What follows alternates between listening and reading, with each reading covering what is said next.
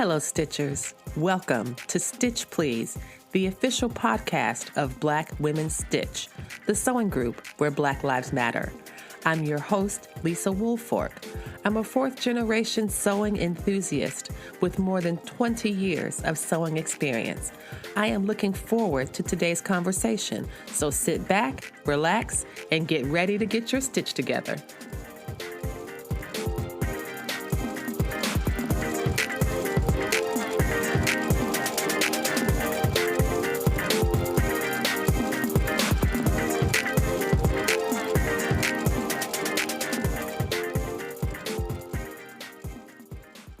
Hello, Stitchers. Thank you very much for joining us for today's episode of the Stitch Please podcast. We are talking today about DC Frocktails. This was a party that just happened a few days ago. I feel like I am marginally recovered from the event on Saturday night. I'm recording here on Monday morning. And so I'm calling this episode DC Frocktails a love story. This is going to give me a chance to talk about the black-ass good time that I had at DC Frocktails. I had so much fun, as well as to make space for an interview with Naomi P. Johnson, who I consider to be the heart and soul of DC Frocktails.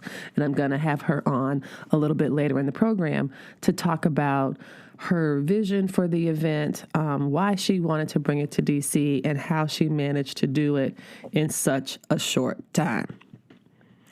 But to begin, I wanted to talk about the DC Frocktails from my perspective, and a little bit of the pregame that we did with a group of friends from Black Women Stitch who came from all over the country, near and far, as they say, to support this event and to commune and be together in this really beautiful space that Naomi and her team created.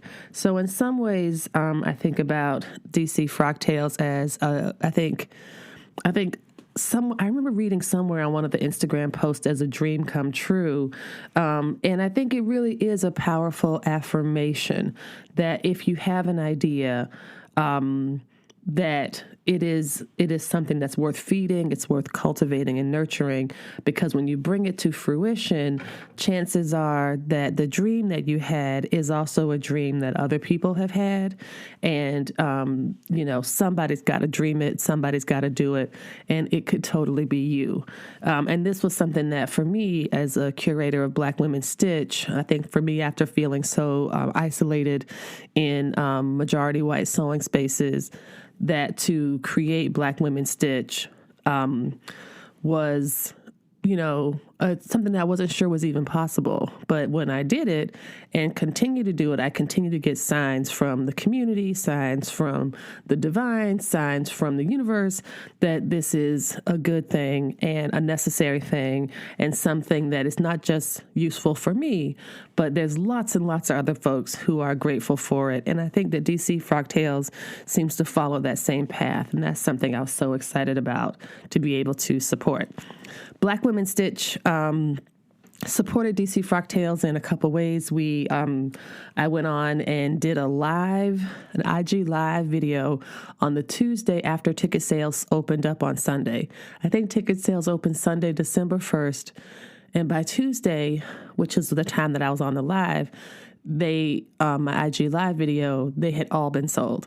And I remember because there was a woman who was thinking about coming from Dallas. I was doing a live video because I was procrastinating. I say it's not procrastinating, it's procrastinating, C-R-A-F-T. That's usually when I jump to do like a bunch of craft sewing related projects instead of doing my actual work. And so I was procrastinating and got on IG Live and started just talking and chatting with people about, me being excited about going to DC Frocktails, blah, blah, blah. And people were trying to figure out how to get tickets, et cetera. And I remember Lois Monet was the person who I think she bought the actual last ticket that was available. And this was, again, just 3 short days after they had gone on sale on Sunday. And so that was a lot of fun to kind of help generate some of the enthusiasm around the event. And then we also, Black Women Stitch also got a ticket as a giveaway that we could give away. And since things had been so scarce, it was a pretty popular giveaway. And I believe Shanna on Instagram won our ticket, and she was there at the event on Wednesday, and she was so excited, and it was so great to see her. I feel like I wish I had taken more photos. I tried to get a lot of photos and post them on my stories and post them on Instagram. But I think, many people have had the experience where you're trying to decide between documenting the event and just being in the moment and enjoying the event. And I felt like I was very much in the moment enjoying the event. And that kind of took precedence over the documentation, though I did try to get some documentation too. And there was a professional photographer there as well as a photo booth. So there are photos out there, and I cannot wait to see those. I want to talk a little bit about the pregame. I call it just the pregame that we did in advance of DC Frocktails. And there's a super early pregame where we're trying to figure out how to make our outfits. And by we, I'm talking about the folks in Black Women Stitch who came through for the event. People were sewing at the last minute. One of my friends was sewing in the hotel. She had bought her sewing machine so she could finish sewing her outfit for the night. It was so much great enthusiasm. This same friend, she can find her at Instagram at SoDD. She was like, I decided to get a hotel room at the last minute because I wanted to hang out. And so, it was just so wonderful. And I'm saying all this just to say that sewists do, I think, tend to like to sew in community. And that I think because sewing could be such a solitary activity, it's just like you at the sewing machine, that when we get a chance to kind of get together, it's something that I think we're really excited about. And that's something that I love. And that's why I created Black Women Stitch and the Stitch Please and the Beach Week and all of that, so that Black women could come together in a way that doesn't expose us to the toxic and racist harms that we face in every other aspects of our lives. And so in many other aspects of our lives. And I, again, as you all well know, I do not apologize for that. I do center Black women, girls, and femmes. And that's who this podcast is, elevating and lifting up. It's available for anybody to listen. But the folks that we are lifting up here are other Black women, girls, and femmes. And I got to see some of those women this weekend. It was a freaking blast. Oh my gosh. It was so good. I don't know if y'all can hear it in my voice how tired I am. It was that much fun. So we started the pregame weeks and weeks before. I was pretty proud of myself that I got half my dress finished maybe 3 weeks before the event. And then a week before, maybe 5 days before, to be honest, I got the second part of the dress finished. And then 2 days before, I finished my accessories. So I was just trying to pace everything out so I could get all the garments sewn, plus the stuff from my regular life. And so that worked out pretty well. So I felt really good about that. So then on Friday morning, I picked up a couple of friends from the airport, some Black Women Stitch folks who came in, and that's Katrina the Maker and Quinora Renee, who has Quinora Renee Fabrics, this gorgeous custom fabric business, as well as I said, Katrina the Maker, who is just an amazing sewist and maker and entrepreneur. She's got some meetups in her home city of Houston, as well as, all the other things that she's doing. So picked them up from the airport, and our first stop is eating, because everywhere I go, I look for the 2 F's, fabric and food. It is a great miracle that I did not manage to buy any fabric this weekend. I don't know, that is completely unlike me, but I did have some really great food. We went to Busboys and Poets, which is a small chain of bookstores that's dedicated to different social justice initiatives. And I believe it circulates around Langston Hughes. Langston Hughes used to be a busboy in DC. And so I think, and also since Langston Hughes is apparently, obviously, if you didn't know, Langston Hughes is an amazing, well-renowned poet of the Harlem Renaissance and beyond. And so it was just great. I had read about the busboys and poets, but I had never been to one. And I think they have maybe 4 or 5, but I went there. And I'm happy to report that the food was good. I got a lamb burger and I got something called crab grits. I love grits. I love them. And I had never had grits with crab in them. So good. So that was great. And I bought a book. So I bought Ta-Nehisi Coates' book, The Water Dancer. I'm teaching it in my class next week, and I didn't have a copy yet. And so I read it books. I'd listened to it on Audible, which if you are sewing, I really love audiobooks. And so Audible is a subscription that I've had for more than 20 years.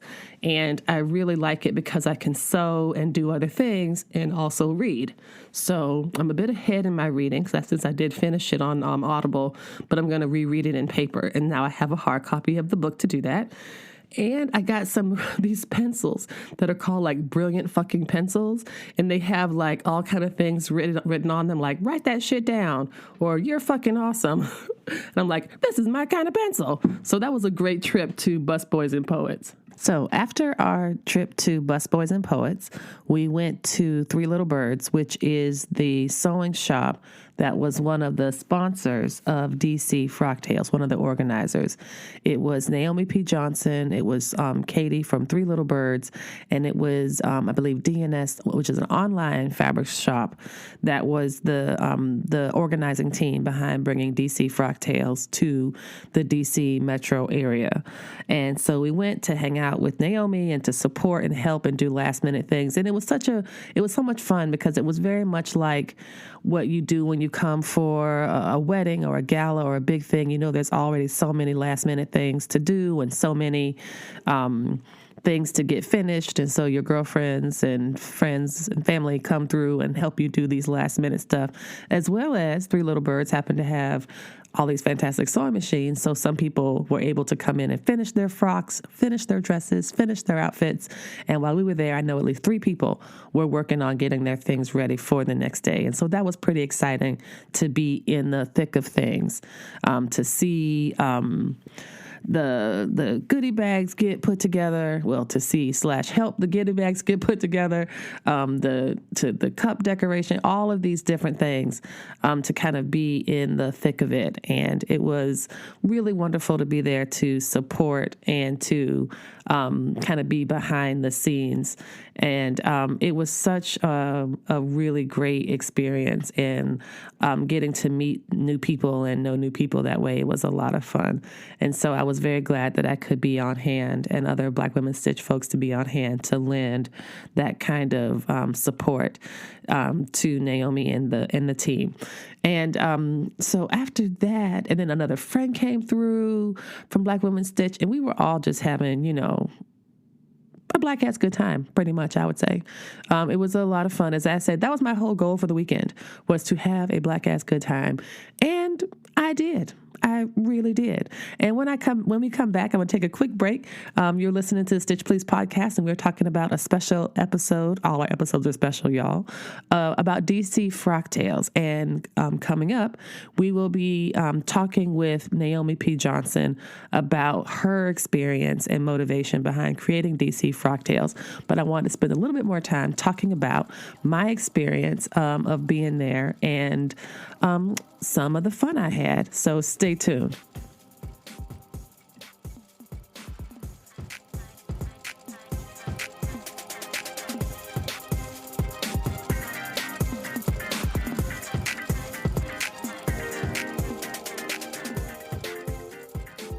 Here at Stitch Please, the official podcast of Black Women Stitch, we talk a lot about sewing. But if you want to see and not just hear about some of the things we've been discussing, feel free to join us on the socials. You can find us at Stitch Please on Facebook, And you can also find us on Instagram at Black Women Stitch. You can find photos of projects that we've been working on, really interesting social commentary, and on Thursdays at 3 p.m. Eastern Standard Time, you can join Black Women Stitch for a live Instagram chat. Again, that's every Thursday at 3 p.m. So find us on the socials, follow up with us. We are happy to hear your direct messages. You can reach out to us at the Black Women Stitch page on Instagram, and we'll help you get your stitch together.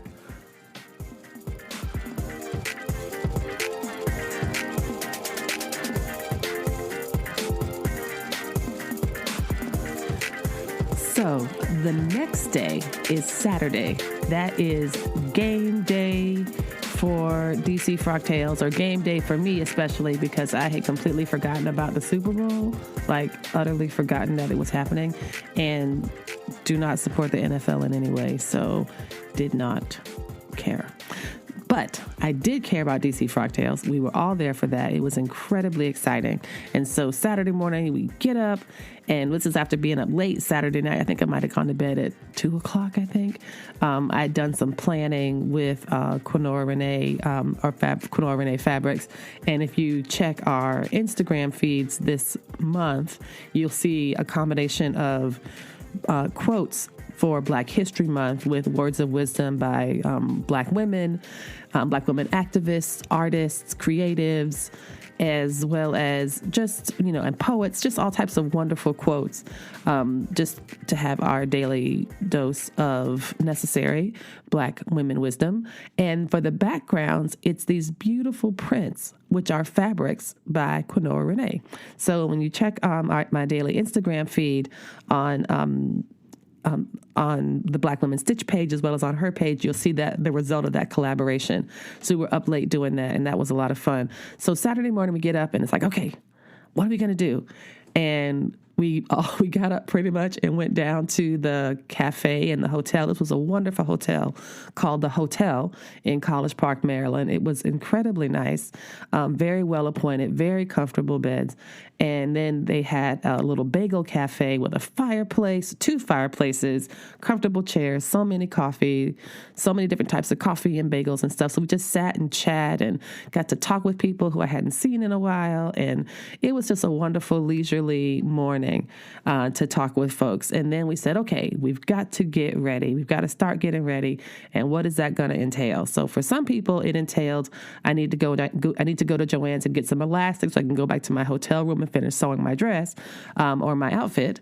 And then for the others of us, it meant I want to go to Joann's has patterns on sale. Let's go look. Or no, I really want to get some makeup, or I'd love to get my foundation done at Sephora. So it was all of these things we were trying to do.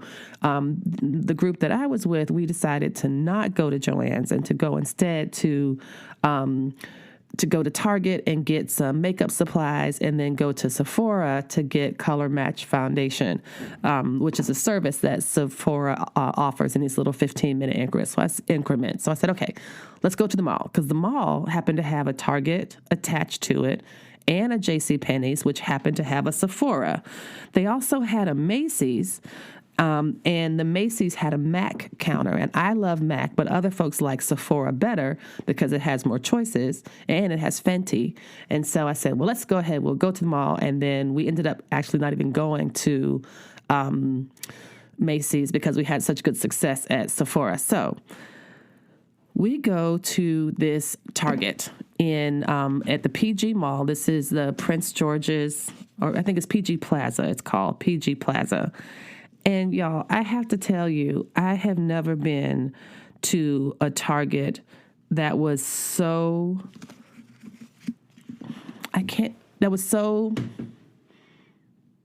heavily surveilled. It was like, it was called the PG Mall, the mall at Prince George, or the PG Plaza. I was like, does PG stand for prison guard? Because there was so much security in that store. There was so much, I feel like they had more security cameras than they had light bulbs. Seriously, you look at the ceiling and every 2 feet is a black ball, which is meant to be a security camera. And this was all throughout the store. At the same time, they had like no registers open. So I think there's like 12 registers in the lineup, and there was only 3 open, and the lines are like 20 people deep for each line. And people are just patiently waiting, frustrated. But like someone behind me is like, why don't they open up more registers? Why would they only have 3 people working when it's a Saturday afternoon, which is a very busy shopping day? And that was when I came to realize that this is just an example of the type of surveillance culture that Black folks are regularly exposed to, so much so that we naturalize it and get used to it. I was so upset. I was so frustrated by this, because it's clearly an example of structural racism. It was so bad that I went back to the Target website to read how Target thinks about their stores, because I was like, I do not feel like I am in a Target right now. And so just looking at this is the blurb from the Target for this store, and it says, Target is committed to providing a fun and convenient shopping experience, offering highly differentiated products at affordable prices. We offer everyday essentials, products, clothing, blah, blah, blah. Our store is designed to make every Target visit an easy, enjoyable experience for every guest by delivering outstanding value, continuous innovation, and an exceptional guest experience by consistently fulfilling our expect more, pay less brand promise. Nothing like that. Not one part of that mission statement showed up in the Target where we were. I had never felt so, targeted in a Target before. And some would say, at least in the parlance or the language when I grew up, we would call that a Black Target. This is the Targets that you have in Black and brown neighborhoods. They have increased surveillance. People are not treated as customers or consumers. They're treated like suspects. There was a time when we were waiting in these massively long lines. There was 3 security guards and a manager standing in the front of the store. And I was like, why isn't someone like on a register making these lines go down? And I said this, they're not for the security of the people or the comfort of the people. They are there to protect the store and its products from us. And so it was just all of a mess. I had one of the friends I was with, she was like, I got to the airport when I got back home to Houston, and we have less for surveillance in the airport than they had at that Target. And so it was really just a reminder of the kind of frequent surveillance and the frequent effects of racism that affects the lives of Black folks all the time. And someone could say, sure, well, just don't go to that Target. If you don't like it, go to a different Target, go to a different store. But I shouldn't have to, and no one should have to feel like they could just drive across a certain zip code to get better service, And we do this all the time. We make these kind of concessions, and I don't think it's fair that we should make them. We should expose them for what they are, which is structural racism and the kind of things that Michelle Alexander talks about in the new Jim Crow, when Blackness itself becomes criminalized. And that was something that we noticed even as we walked from the Target all the way to the other end of the mall, to the Sephora and the JCPenney's, where the security beep, beep, beep alert was constantly going off. No one came to check it. No one was stealing anything. No one was walking out with anything. It's just that security alert would just beep the entire time. And I asked one of the young women that was working there, this young girl, a teenager who was, doing makeup. She did a great job on my makeup, my foundation matching. She was like, oh, yeah, it does it all the time. And so she's working shifts that might be eight hours or so, and it'll beep pretty much the entire time. And so that's another reminder of the security apparatus that surrounds the lives of Black folks, even as we're just trying to do regular daily activities. So while we're at Sephora, we got some really great makeup. I ended up getting a beautiful pencil, I like to use their eye makeup, their eye crayons as lip liners. And so I was able to make my lips like this bright blue, which was the same blue of the dress that I wore.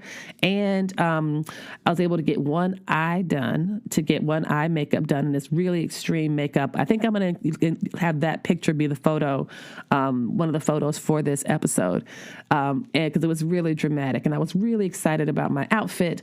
I was really excited about being with my friends. And it had been an eternity since I had gone to the mall with some girlfriends. Like, I think it's been decades. I'm trying to think about like when the last time I did something like that was, and it had to be over 30 years ago. And so to be able to do that this past weekend was just another example of one of the fun, great things that DC Frocktails ended up meaning for me this past weekend. Also, when we got back late, of course, much later than we wanted to, much later than we expected to, because again, lines. And we got back and we got changed, and everyone just looked so stunning and so amazing. And please do check out the DC Frocktails handle on Instagram, the Insta stories, the hashtag, the account, and you can see more of the wonderful photos from that event. I know I did a slow motion video thanks to Quinore filming it for me, and I've edited it to make it a little bit shorter. But I was really pleased with my garment, which was McCall's from That's So Monica did a challenge for a Sew Your View, and it was a pull-over 2-piece, very simple, stretchy dress that had a drawstring on the side. And then I also made an overskirt out of a circle skirt tutorial from Hand by London. And I also used a curved waistband tutorial by Style So Me. So between the two of those to get the curved waistband, and then the Style by London to make the length of the circle skirt, and then improvising to get the high-low effect that I was hoping for, I was really pleased with how it turned out. And then I also made some massively gigantic earrings that were absolutely huge, but incredibly lightweight. And I was able to make those pretty quickly, and I was so happy with how those turned out. So the whole look was incredibly dramatic, and just so much fun. And it was such a really great time. And so when we come back, we will be talking with Naomi P. Johnson to hear it from her about her own perspective on DC Frocktails, and to offer some tips about what you want to do if you want to have one in your area. But do tune in to the IG Live this Thursday at 3 o'clock. I will be probably going through the DC Frocktails swag bag so you can see some of the great swag that we had at the event. But stay tuned for Naomi, who'll be coming up after the break.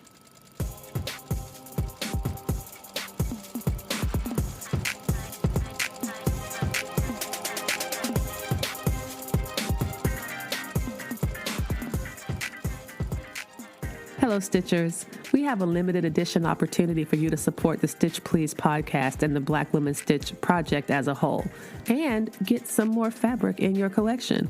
These are mystery fabric boxes of fabrics that have been divided into woven and knit. There's boxes that are stuffed with black and white fabrics. There's boxes of chevron fabrics. There's boxes of fabrics called, I think, Adventure or Nature or something like that.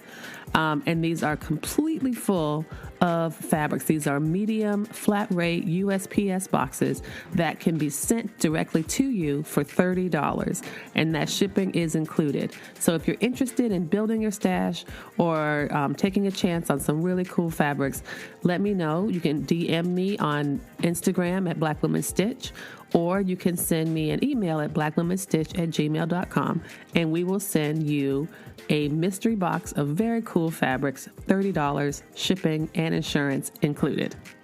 And that'll help you get your stitch together too. Thanks. You are listening to the Stitch Please podcast, and we're talking about DC Frocktails, a love story.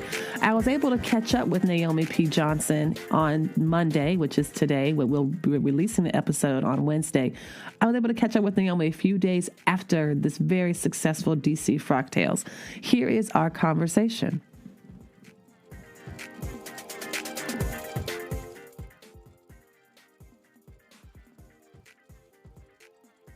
Hello, everybody. I am delighted to welcome Miss Naomi Johnson, who is the heart and soul of DC Frocktails. I met Naomi when she came to the Stitch Please retreat back in October of 2019, and she was such a delight. And then soon after that, she won a ticket to Atlanta Frocktails, where she went. Was that late October or early November? Won the ticket in late October. Atlanta Frocktails was on November 2nd. So on November 2nd, she went to Atlanta Frocktails, and by December 1st, tickets were on sale for DC Frocktails, and they sold out in days. And so she brought her passion. She went to Atlanta Frocktails. She had a good time, and she said, I want to bring this event to my hometown. And she did. And I was at DC Frocktails this past weekend. If you follow Black Women Stitch on Instagram, as well as following Naomi P. Johnson and the DC Frocktails account and hashtag, you will see so much fun, so many beautiful garments, and just so much joy.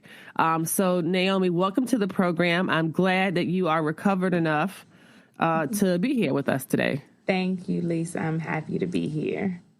I am barely recovered enough to be here myself. I haven't had uninterrupted sleep in weeks. I am completely exhausted, but in the very best way. Excellent. So can you tell us a bit about your approach to DC Frocktails? What were some of the goals for the event? What made you, when you went to Atlanta Frocktails, say, this is fine, but it's not home? Tell me a bit more about what were you thinking?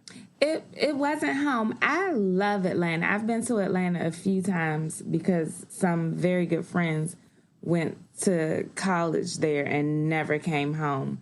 And so I visited Atlanta several times since those days. When I won the ticket, I was kind of on the fence about going. I had just been at Stitch Please for I think it was 4 or 5 school days. And so I didn't know if I wanted to really burden my principal with having to find a sub or like anything that needed to be done to cover another absence. And at the last minute, I decided to go. And I'm happy I did. I went. I had a great time just being in community with people who sew. I say a lot of times, like, sewing friends are the best friends because they really are. It's one thing to have, my good girlfriends who see what I make and they're like, oh, it's so pretty. Oh, it's so nice. It's another thing to talk to people who sew, because then they understand what all truly went into making a garment or a quilt or, an accessory. They just understand it in a different way than people That's right. don't sew do. So I went to Atlanta. It was a lovely time. I really did have a good time. I met some people I follow on Instagram and whose blogs I read. And it was just fun to be in community with people who sew. I have been talking with Katie, who owns 3 Little Birds, where I teach some garment sewing and host a weekly social on Wednesday nights. I have been talking to her for a while been saying we should do Frocktails. We should do a Frocktails. When we started seeing them crop up, the first ones in Australia, and then they started to crop up in other cities around the world. I was going, we should do that. We should do that. We should do that, and just making the suggestion intermittently. And then when I went to Atlanta, I just became determined. It was a good time, I knew, I knew that if I was so interested and excited to go to a city where I didn't know anybody, then surely, even if it was just the people who frequent Three Little Birds or who are in my Facebook sewing group, Cut Sew Wear, if it was just us, it was going to be just as good a time. So I got back to DC and said to Katie, we have to do this. I won a ticket in an Instagram contest hosted by Spoonflower and Katie Cortman. Katie Cortman had been to Three Little Birds in September for a fabric painting and color theory workshop. So I met her, and she's delightful. So when I say I didn't know anyone in Atlanta Frocktails, I actually knew Katie Cortman, but she's a bit of a celebrity, and so it wasn't like I could just stand and talk to Katie because she was kind of intermingling with the crowd and having a good time. So she came back to Three Little Birds in early November for another workshop, and she said, there is this lady, Tammy, who owns D&H Fabrics Co. It's an online fabric store, and she's out in Northern Virginia, in the far reaches of Northern Virginia. She had been starting to have the idea of a DC Frocktails as well. So when Katie was here for the November workshop, Tammy came over to Hyattsville, and we talked about it, and we walked right across the street to Pyramid, where we have where DC Frocktails was held. And we talked to one of the directors, and we were like, listen, this is what we want to do. Do you have a date? And they gave us a date, and it was off to the races from there. I think Katie was here around November 10th, something like that. And within a week, we had an Instagram account. We had started putting up teasers. I purchased the DC Frocktails domain, and with I'm not even going to say little experience. With no experience, Tammy got the website started for me, and then we built a website. I figured out how to add links and put in pictures, and we kept building buzz for a December 1st ticket on sale date. And it kind of took on a life of its own from there. Tickets went on sale at 9 o'clock on December 1st. It was a Sunday morning. I was working my little part-time job doing childcare at a gym, and I had the computer open on the desk to make sure that there were no problems with the website and ticket ordering. And I just watched the tickets sell. First 1, 2, 3, then 10, then 15, then 25. And all the while, Katie and Tammy and I were in a group chat going, oh my goodness, oh my goodness, oh my God, oh my God, do you see this? As tickets sold like pretty steadily for about 90 minutes. And then there was a lull in the middle of the day. And then it picked back up on Sunday evening. And by Tuesday night, by the time I went to bed on Tuesday night around 11:30, we were sold out. That is an amazing story. And I remember, I think that you and I were I was doing an IG Live talking about Frocktails on Sunday evening. And no, that was Tuesday. Was that Tuesday we did that live? We sold out while we were on the live. Okay, so on Tuesday, I got on to do an IG Live, which my IG Lives, as y'all know, if you're podcast listeners, are normally on Thursdays at 3 p.m. But for some reason, I was just sitting around on Tuesday evening, and I was like, let me pop on and see who's on. I think I was probably procrastinating, as I often do for my real work. Same. And I was like, let's just see what's going on Instagram rather than doing my actual job.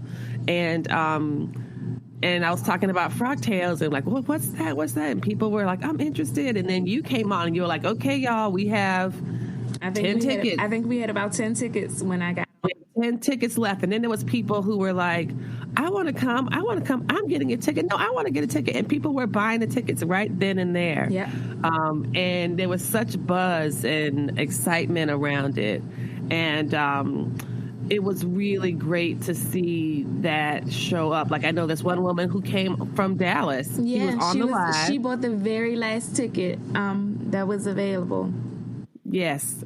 And I got to meet her in person for the first time. Me too. At Frocktails a couple of days ago, and she was so excited. Yeah. And then you all had given Black Women Stitch on the Stitch Piece podcast a ticket to do for a giveaway, and that person who won, that was so Shauna, she won our giveaway ticket, and she was delighted. She was delighted. I don't think I met her, or if I don't. Yeah, it was a blur. She was wearing this really beautiful sheath dress. I think it was like almost like a burgundy or pale burgundy sheath dress with some lovely pleating in the front. Mm-hmm. But she was so excited. She was excited to win, and she was excited to be there. Oh, did you get a picture with her? I did not. I think I keep hearing is that no one felt like they got enough pictures. I did not take enough pictures. I cannot wait to get pictures from Tris, our photographer, back. Oh, I'm glad that there was a photographer there. Me too. And I saw a lot of folks taking, pictures with their own phones, selfies, IG Live video streams. Yeah. I think I did that or meant to do that. It's so hard because it's like it's like you're torn between documenting the experience and just having the experience in it. And I try to live in the experience. That is what I was trying to do as well. I was definitely trying to live in the experience. And I got some photos and I took a couple videos that I had on my live. And I did try to get some photos, and I posted a lot of them, but like on my stories. But I think a collage or some type of other reflective project would be a lot of fun. Yeah, well, that's what I'm thinking about doing. I got the boomerangs and the pictures from the photo booth. So later on this afternoon, I'm gonna get on Squarespace and figure out how to add a gallery page to the website, because the boomerangs particularly are rich. They are precious. Oh, good. Oh, that's great that you have access to all those photos. I have all of them. I have all kinds of shenanigans. Fun little shenanigans. It's really cute. That's fantastic. So I'm glad that you were able to enjoy yourself at this event, because so many other people enjoyed themselves as well. I think sometimes as the party host, you are so busy working that you don't get to enjoy it in the same way as someone who's just coming with very low stakes. Like, I bought a ticket. My stake is that I bought a ticket and I made a dress, and I'm here to meet people that I didn't meet before. What was one of the highlights of the evening for you? One of my very favorite things was this lady came up and she said, I posted on the message board about carpooling from like close in Northern Virginia, like right outside of DC. And somebody got on and said, okay, yeah, I would love to carpool with you, because they were coming from the same city. And so they connected and shared addresses. They live one street apart, and they didn't know each other, and now they do. And that was not the only person those the only people for whom that happened. We heard at least 4 stories of people who live a street or blocks or in the same neighborhood connecting with someone who they didn't know existed 3 months ago, a month ago. And that's my favorite part. That was my goal. That's my hope, because DC is my hometown. It's a small city, but it doesn't always feel that way because so many people come in from other places. It's a very transient population here. So it's easy to not feel connected to any one community. And so that we were able to help people build community, people from near and far, that feels really good to me. My other favorite moment was at the very end. I wish we had been able to do it sooner, and I wish it wasn't a iPhone quality picture. I wish we had been able to get it while the photographer was there. But when I was basically stopping Black women at the door and saying, come get in this picture, people had coats on, they were ready to go. And I just wouldn't let them leave to come get in the picture. I wish that we had been able to get every single one there. I know there are a few who got out the door before we could get it together. But the picture with the Black women who were in attendance is precious. It's the first picture on my series of pictures from the night, because it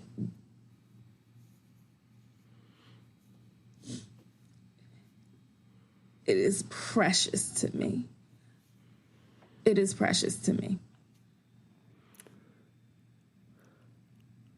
And I think that for me, at Black Women Stitch, I think that's, for me, it's actually such a vital intervention that you are able to make, and a vital intervention in the larger and prevailing sewing community, that Black Women Stitch, we center Black women, girls, and femmes in sewing. And I, for sure, when I looked at that photo, I was like, oh my gosh, or even just looking around the room, I thought there was such a good representation of us. I thought that, for me, seeing these folks who I had been admiring their work, but never met in person. Like, I was, Gari Child, and, I was telling her, I was like, you are the reason that I made my single and sole purchase on Black Friday. I bought the stereo sweater because you and your husband were modeling it. Yeah, they looked so good.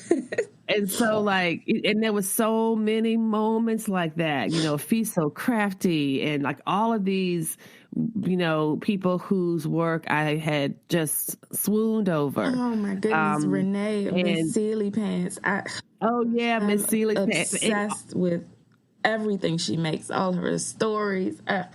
Yes. And Mac Makes Space, all of these folks that, that I've seen on Instagram, but didn't, I didn't know, for example, the woman that bought the last Frocktails ticket, Lois Monet, that's not her name. She's Lois Monet on Instagram. But I was like, oh, wait, that's you, and so it was just such a wonderful, it was like a reunion. It was like a reunion. And, my plan almost everywhere I go is to have a Black ass good time. And even if it's not only Black people there, I'm Black. I'm bringing my Black ass to the event. So it's going to be a Black ass good time. And it totally was. Totally was. It really did. It was such a nice way to kind of pull in the larger sewing community. But for me, making connections with these other Black women who I had been seeing and following, but to really develop just a chance to connect a name to a face. Yeah. Really was something that I really appreciated. I'm crying now, so sorry. It's hard to find words. It was a dream come true. That was my dream for all of the time that I've been bugging Katie. We should do this. We should do this. We should do this. To have it realized. Mm-hmm. Mm-hmm. In such a short time, that's the thing that I can't get past. That you went to a Frocktails in Atlanta in November, and in a month later, the tickets for your own Frocktails are all sold out. Yeah. Like, that just shows, too, I think that there was a really powerful need or desire for what you created and what you brought to the DC metro area, and that people travel, like the people that found each other who lived right around the corner. Yeah. And now they can create, now they'll have sewing friendships because they have people that they can connect with who are close to them. Yeah. I think that's great. As well as people who came from far away, folks coming from Kansas City, from Houston, from Dallas, from the Bronx, like I just thought that was Hampton and way out in Gainesville, down in Norfolk. Yep. From far away. Mm-hmm. Came from North Carolina, from Atlanta. That's right. Sierra came from Atlanta. That's right. Somebody else came from Atlanta as well. Yeah. I didn't know that. There's at least 2 people from Atlanta. I'm overwhelmed. I'm stunned. I can't believe people thought so much to come because we put a post on Instagram. That's right. It really was like, it's kind of like I guess they say bees to honey. I don't know if bees like honey. I think they just make, but anyway, or moth to a flame. Yeah. Whatever it was, whatever that analogy is, about people being drawn to something because they have an innate connection to it. That's what I was drawn to with this event. I knew that you were, that this was a passion project for you. And so I was like, well, I definitely want to be in the mix as this is coming up. And it did not disappoint in any way. It was, I feel like DC Frocktails owes me nothing. Let me tell you, like one time for the DJ, because DJ DC Infamous got the party started and it never stopped. And then I didn't even get to use my cup. My cup is still down here in my bag. I had one Sprite at the end of the night, and my cup is still sitting here with my name on the top, empty and clean, because I didn't even get to get a drink. I was here and there and running around, but I heard from several people that the bartenders, Francis and Neek, did y'all. Yes. So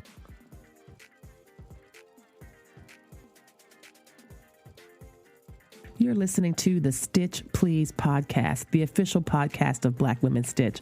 And I'm talking with Naomi P. Johnson, the heart and soul of DC Frocktails.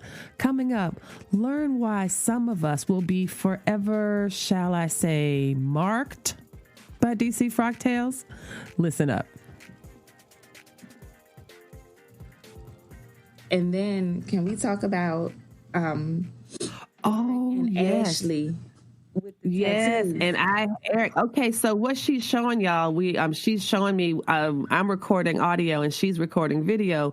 We both got tattoos. Our first tattoos. You probably had a nice experience with nobody heckling you, but I had. Hey, you said you wanted emotional support. That was heckling. That was not emotional I gave you emotional support. Me and Kenora Renee gave you emotional support in the form of, are you heckling. Kidding? This doesn't even hurt. I just did it. Let me tell you what. That thing hurt. Anybody who says tattoos don't hurt is telling a tall tale. It hurt. It still hurts. I washed my hands yesterday and forgot it was there. And I like the water hot and hot water splashed up on my wrist, and I screamed because it hurts. Well, I did not get mine on my wrist. Mine is on my forearm. I think I'll try to show a photo of it. I can only use so many photos for the podcast. Yeah. It only gives you 2 photos, and they don't always show up. I know on Apple, the photos don't show up, but on Spotify and other players, they do. But I'll show a photo of my amazing new and first tattoo, which was wonderful. And it was a lot of people did it too. A lot of people got tattoos. A lot of people. And they're all sewing themed, y'all. They're sewing themed tattoos that they had available. I haven't and followed the tattoo artists work right near where the Three Little Birds shop is. Yeah. So this is another kind of community event. I'm sitting in Three Little Birds now.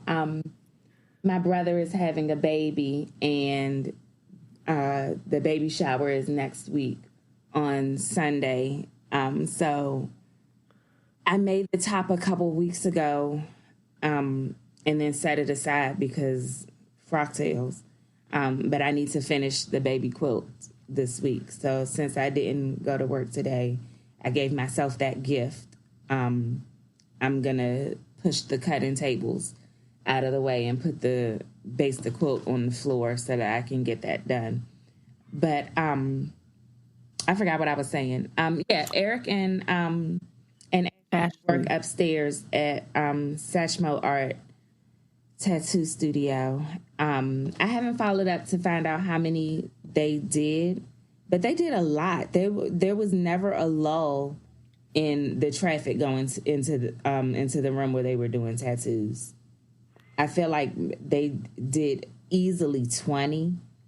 I think so. Because you got one, Quinora got one, me, Katie, and Tammy got one. That's 5. The photographer got one. At the end of the night, then that's 6 that I on my hands that I know. And there were easily 2 of the ladies from Spoonflower got them. That's right. They easily did 20. Easy. And I didn't have an appointment. Like I was like a walk-in, and there was that's right. There were 6 people who had scheduled. That's 12. Yeah. So they easily did 20 tattoos. On Saturday night. And the idea of having it right there, it was just a fun thing to do. It was just many. It was great for somebody like me who's susceptible to peer pressure. Yes. People go, do it. Yeah. My FOMO gets activated, and suddenly I'm on a table with a trash can in my arms. So, which you didn't even need. It was close though. She did not need a trash can, y'all. Very close. It was.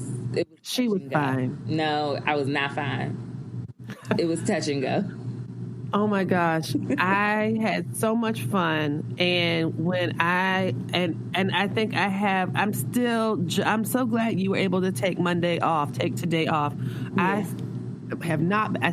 have a meeting, but it's not, I don't have to teach today, which is great because I am just now, I think, getting all the DC Frocktails residue, hangover spirit or whatever out of my system. It was a long drive yesterday, I tell you that. Yeah. But it was good. It's a good, happy residue, a good, happy feeling. And I have not even opened the goodie bags yet. Oh, yeah. I heard so much praise about the goodie bags and the swag bags and all the stuff that's in there. Y'all, we had these cups that have lids that are good for hot and cold beverages, which was a souvenir. They were all washed and cleaned and ready to be used.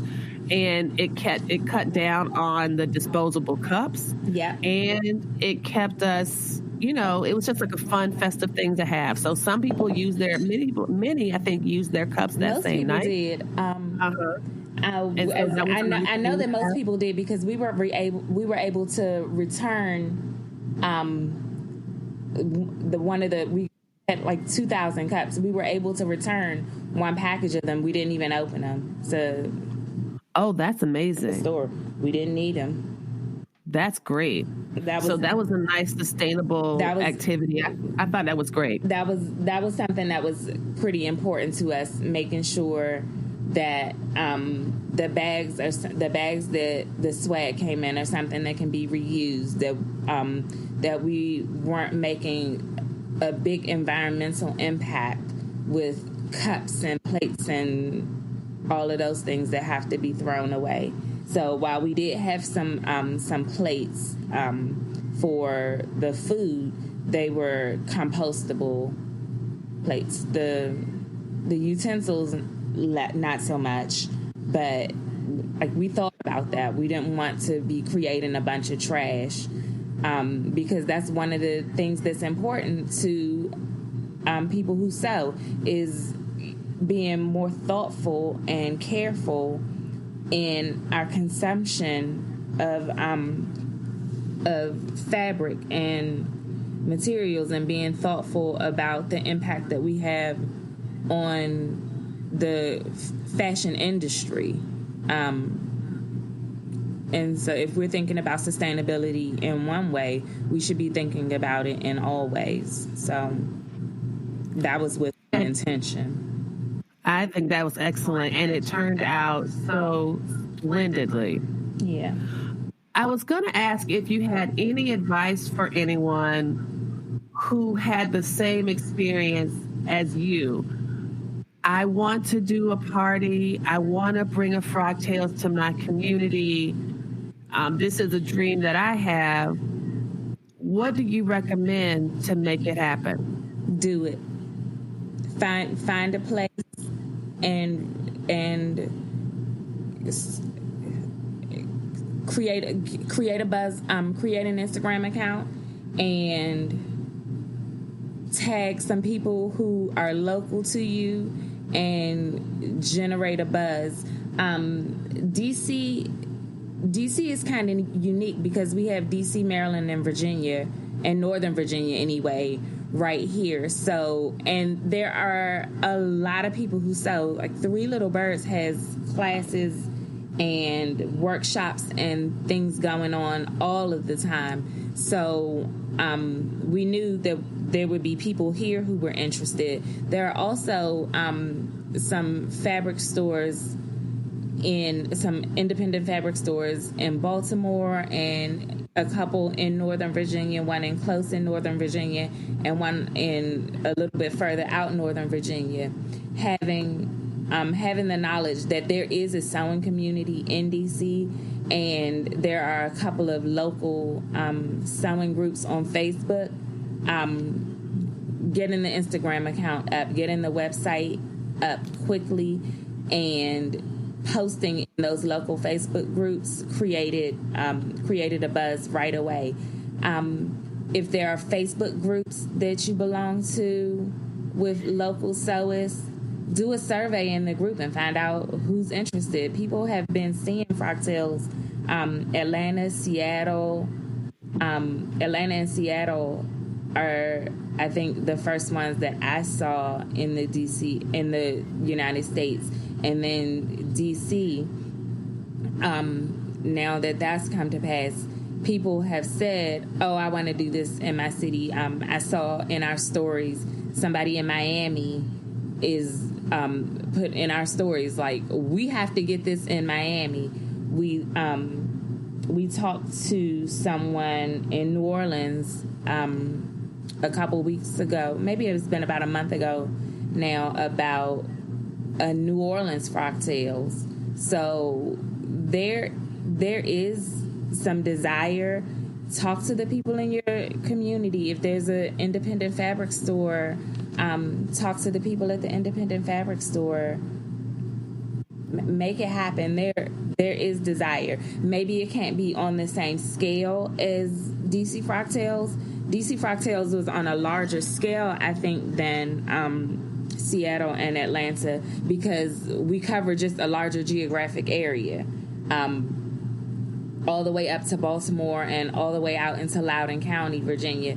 That's a big radius. The farthest reach of Loudoun County can take anywhere from an hour to 90 minutes to get to.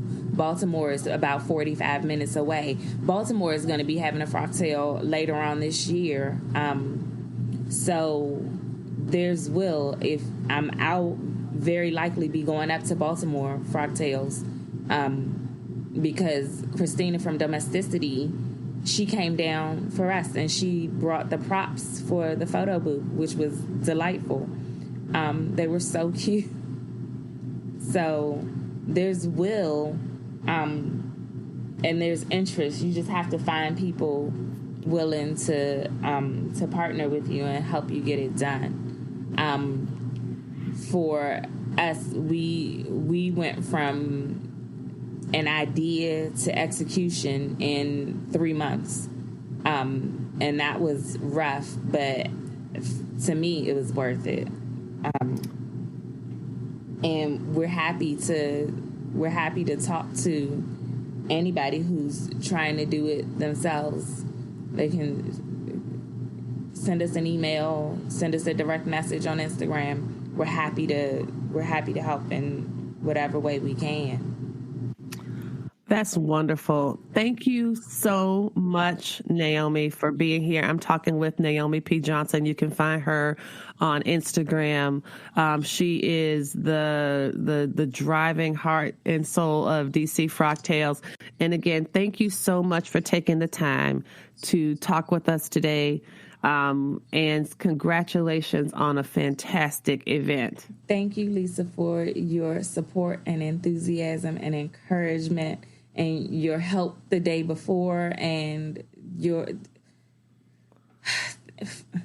for everything. Thank you. You're so welcome. You've been listening to the Stitch Please podcast, the official podcast of Black Women Stitch. Today's episode was called DC Frocktails, a love story, and I was talking about my time at DC Frocktails and closed it off with a wonderful conversation with Naomi P. Johnson, the heart and soul of DC Frocktails. Please do check the show notes. I will have a long list of the supporting team, which includes D&H Fabrics and 3 Little Birds. You'll also find information and links to Naomi P. Johnson's Instagram page, as well as her Facebook group, Cut Sew Wear. Thank you again for listening to the Stitch Please podcast. If you'd like to find more ways to support the podcast, there's lots of ways to do that, including an adorable enamel pin for $15. Becoming a Patreon subscriber or Patreon patron is something we appreciate, as well as one-time donations to our Venmo, Cash App, and PayPal pages. Thank you again for tuning in to this episode. Tune in and join us next week, and we will help you get your stitch together.